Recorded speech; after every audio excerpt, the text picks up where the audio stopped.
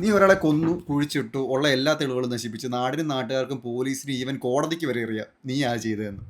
എന്നാൽ നിന്നെ ഒരു പുണ്ണാക്കും ആർക്കും ഒന്നും ചെയ്യാൻ പറ്റൂല, കാരണം തെളിവില്ല. ഇത്രേ ഉള്ളൂ ദൃശ്യം 1, 2 ആൻഡ് 3.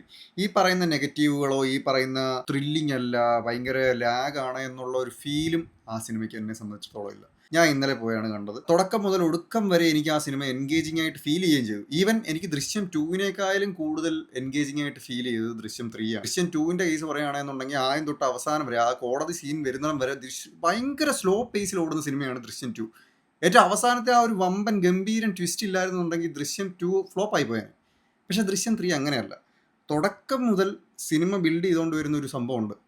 അത് ഭയങ്കരമായിട്ടും പ്രേക്ഷകൻ എന്ന നിലയിൽ നമ്മളെ എൻഗേജ് ചെയ്യിപ്പിക്കുന്ന ഒരു സാധനമാണ്. അതായത് ഫസ്റ്റ് ഹാഫ് മിക്ക ആൾക്കാർക്ക് ഫസ്റ്റ് ഹാഫാണ് ഇഷ്ടപ്പെട്ടത്.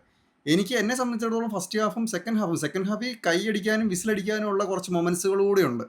പിന്നെ അവിടെ ഇവിടെ ആയിട്ട് ചെറിയ മിസ്കാസ്റ്റുകൾ പ്ലേസ് ചെയ്തിട്ടുണ്ട് എന്ന് തോന്നി. അത് എൻ്റെ കൂടെ വന്ന ആൾക്കാർക്കും തോന്നിയതാണ്.